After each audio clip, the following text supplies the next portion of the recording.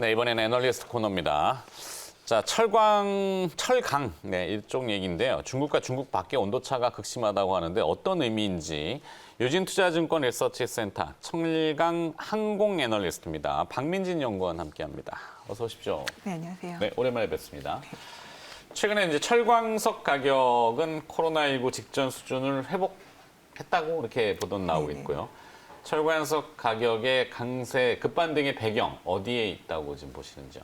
네, 이제 크게 두 가지가 있는데요. 지금 일단 공급도 굉장히 타이트하고 수요도 너무 좋은 상황입니다. 일단은 공급 부분은 이 철광석이라고 하는 아이템이 이제는 호주하고 브라질에서 주로 생산이 되는데 브라질 쪽에서 연초부터 비가 굉장히 많이 왔거든요.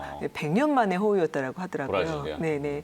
그래서 보통 비가 아니었기 때문에 이게 물먹은 철광석은 사실은 위험 화물이기 때문에 배에 실어주질 않습니다. 그래서 배를 이제 못 타고서는 선적이 좀 지체가 되던 그런 상황이었고 이 부분이 조금 해소가 될라 치니까 사실 코로나19가 이제 터진 거죠. 아시다시피 지금 브라질이 남미 쪽이 굉장히 이 코로나19 타격이 좀 큰 상황이잖아요. 엄청나죠. 네네. 광산에 장관도 한 4명이 그렇죠. 네. 네. 대통령도 그렇지만 그런 상황이다 보니까 아무래도 이제 광산의 조업 차질이 지금 이제 극심한 상황으로 좀 알려져 있습니다.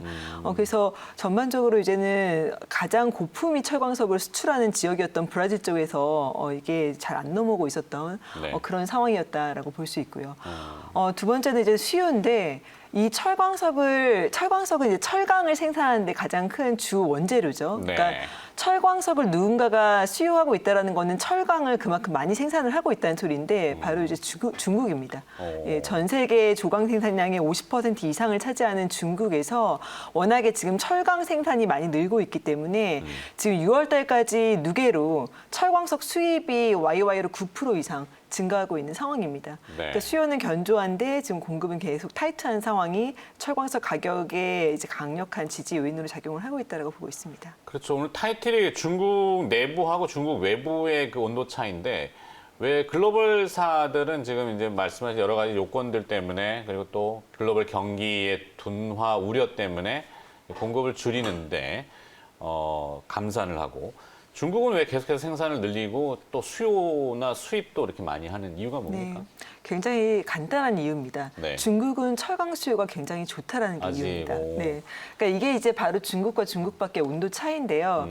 한국을 포함한 이제 선진 국가들은 사실 철강을 어디 많이 쓰이냐면은 자동차, 가전, 조선 이런 거를 이제 생산할 때 이제 주로 많이 쓰이거든요. 네. 근데 중국은 아직은 개발도상국가이기 때문에 건설 인프라양 비중이 절대적으로 높습니다. 근데 중국이 아시다시피 지난 몇 년 동안에 경기의 하방 압력을 방어하기 위해서 여러 가지 지금 정책 효과를 쓰고 있죠. 그러니까 이제 부동산의 규제를 완화해주고 인프라 투자를 하고 이런 부분들이 있었기 때문에 중국의 철강 수요가 지난 3년 동안에 굉장히 강했고 올해 역시도 굉장히 강할 것으로 기대가 되고 있는 상황입니다. 네. 결국에는 이것을 풀기 위한 나중에 이제 도착점이 있겠는데 중국이 어제 그 기준금리 택인 LPR 금리를 석 달째 동결을 했어요. 그러니까 보통 우리 상식이라면은 미국이나 유럽 같은 경우는 재정을 막 풀고 추가 부양책을 논의하는데 중국은 의외로 소비나 이쪽이 내수 시장이 비교적 견고한 거 아닌가 이런 추론. 그래서 철강에 대한 수요도 좀 있는 거 아닌가? 의외로 중국이 좀 빨리 회복될 수 있겠구나라는 생각 이런 생각을 좀 얼핏 갖게 되는데 중국 이외의 지역의 철강 수요 상황은 좀 어떻습니까? 네, 뭐 지금 한국이 체감하고 있듯이 사실 전반적으로 선진국에서는 철강 수요가 좋지가 않습니다. 특히나 이 고부가 강제라고 할 수 있는 자동차에 대한 의존도가 굉장히 높은 시장이거든요. 네. 한국을 포함해서 선진국들은요. 근데 자동차 시장이 지금 워낙에 코로나19로 인한 타격이 가장 컸기 때문에 지금 자동차용 강제 사실 수요는 거의 사라졌다시피 할 정도였어요, 2분기에. 예, 그러다 보니까 이 부분이 의미 있게 회복하기 전까지는 철강 수요 부진이 좀 지속되지 않을까 하고 생각을 하고 있습니다. 네. 이 자동차는 보통 이 니켈이라든지 알루미늄, 알리라고 저희가 표현하는데 섞어서 많이 쓰잖아요. 뭐 좀 테슬라 이슈도 있지만 테슬라는 바디가 알루미늄이라서 뭐 가격도 비싸고 뭐 그렇다고 하던데 자동차 및 에너지용 강제 시장 여전히 안전 마진 수준인지 어떻게 좀 파악이 되는 거죠? 일단은 과거에는 분명히 안전마진이었습니다. 이게 범용제는 중국 시황에 따라서 이제 수익성 변동성이 굉장히 클 수밖에 없었는데 네. 뭐 대표적인 뭐 자동차용 강제 같은 경우에는 워낙에 고부가 강제 시장이고 이거를 만들 수 있는 철강사들이 그렇게 많지 않았기 때문에 사실 안정적인 마진을 계속 좀 누리고 있었던 그런 시장이었습니다. 그런데 올해 뭐 코로나19로 사실은 수요 자체가 사라졌기 때문에 지금 롤마진을 논할 단계가 아니거든요. 근데 우리가 사실 코로나19 이전으로 돌아간다라고 하더라도 뭔가 최근에 좀 변화의 조짐이 있었다라고 저는 보고 있습니다. 그러니까 대표적으로 2019년도에 철광석 가격의 평균 가격이 YY로 30% 이상 이제 급등을 했었는데 네. 다른 범용제에서 사실 가격 인상을 못한 거는 그럴 수 있다고 쳐요. 근데 자동차용 강제 단가를 전혀 올리지 못했었거든요.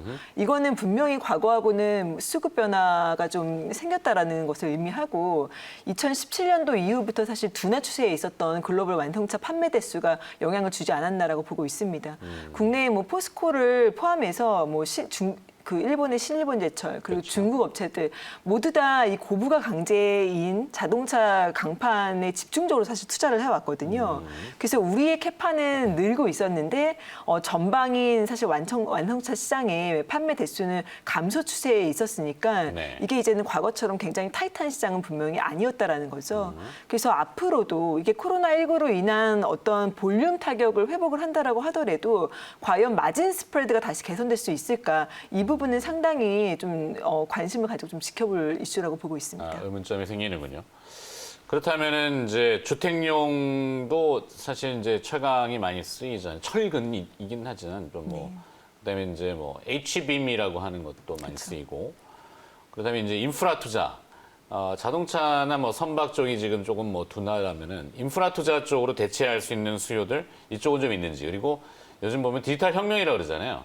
디지털 쪽은 사실 철강이 뭐 안 쓰이진 않지만 아주 대규모로 쓰이진 않을 것 같거든요. 맞습니다. 여기 파악은 또 어떻게 됩니까? 일단은 뭐 지금 글로벌 전 세계에서 인프라 투자 이야기를 많이 하고 있긴 하지만 아직은 이제 선진 시장에서는 인프라 투자가 굉장히 부각되고 있지는 않습니다. 근데 앞서 잠깐 말씀드린 것처럼 중국 같은 경우에는 네. 굉장히 인프라 투자에 이제 드라이브를 걸고 있고 그 효과를 사실 보고 있다라고 보고 있거든요. 최근 몇 년 동안에 중국의 인프라 투자는 사실 좋았습니다. 근데 과거보다 덩치가 지금 너무 커져 있는 상황이라서 기저가 높아진 거죠. 그래서 두 자릿수 성장을 낼 수 있는 그런 시대는 아니지만 분명한 거는 이렇게 이제 거대해진 몸집이 매년 꾸준하게 성장을 하고 있다는 거는 분명히 의미가 있고요. 근데 말씀하신 것처럼 물론 올해부터 이제 방향성이 중국 역시도 5G망을 깔던가 아니면 통신. 데이터 센터 짓던가 신형 인프라 투자라고 하는 그 부분에 포커스를 맞추고 있기는 한데 문제는 고용 유발 효과가 큰 전통 인프라가 아직까지는 절대적인 비중을 차지할 거라고 저희는 보고 있습니다.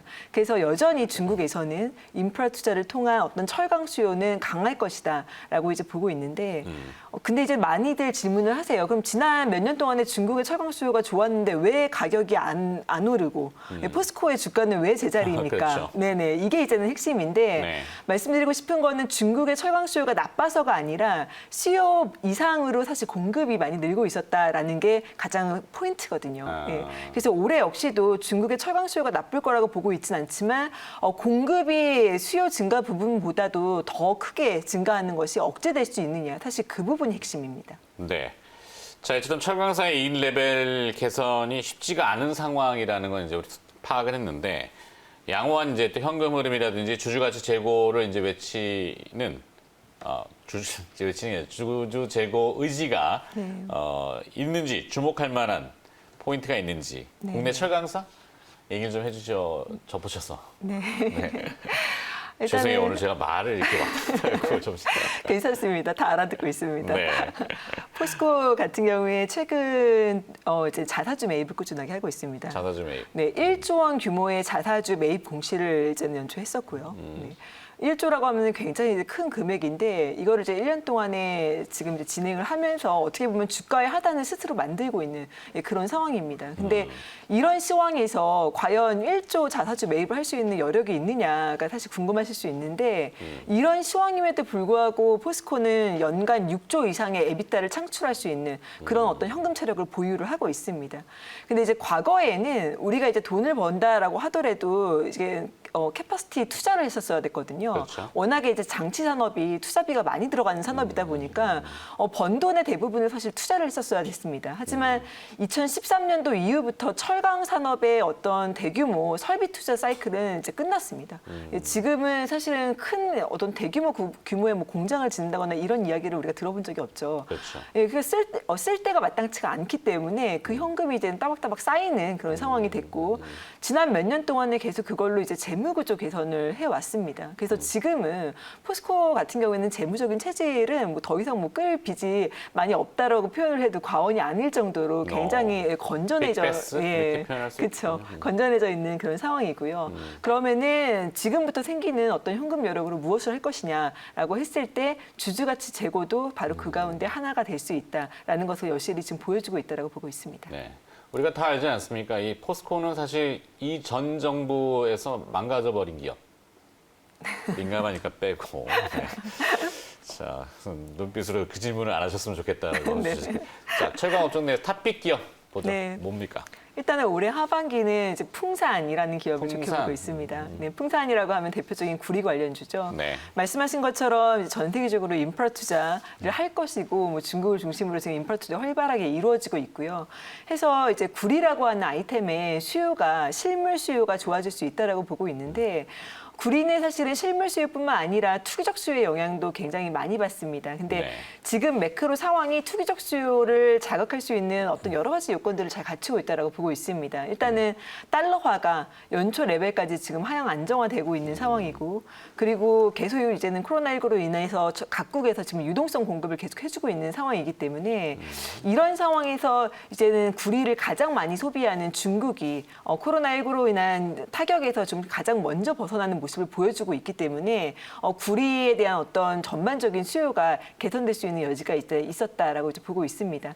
그런데 이제는 풍산이라고 하는 기업은 사실 구리만 있는 건 아니고요. 네. 방산 부분이 있거든요. 그렇죠. 이제 총알을 만드는 회사인데 이 방산 역시도 지난해에 사실 기저 효과가 있기 때문에 올해 사실 방산으로만 해도 YOY로 40% 이상의 이익 모멘텀이 충분히 가능한 상황이었다라고 보고 있습니다. 네. 근데 이 가운데 이제 구리 가격까지 지금 개선이 되고 있는 상황이기 때문에 하반기에 아주 뚜렷한 이익 모멘텀을 기대할 수 있을 것 같습니다. 좋습니다. 탑픽 기업으로 풍산까지 들어봤습니다. 자, 유진투자증권 리서치센터 철강항공 애널리스트 박민진 연구원이 수고해 주셨습니다. 고맙습니다. 감사합니다.